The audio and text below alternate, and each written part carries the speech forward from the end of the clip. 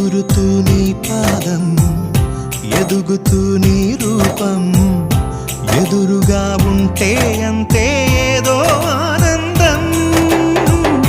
అడుగుతూ కాసేపు, అలుగుతూ కాసేపు, అనుక్షణం నీతో ఉంటే ఎంతో సంతోషం. క్షణములెన్నవుతున్నా, వయసు ఎంతొస్తున్నా, పాపవే పాపవే నాన్న నయనా. మేఘాల పల్లకితే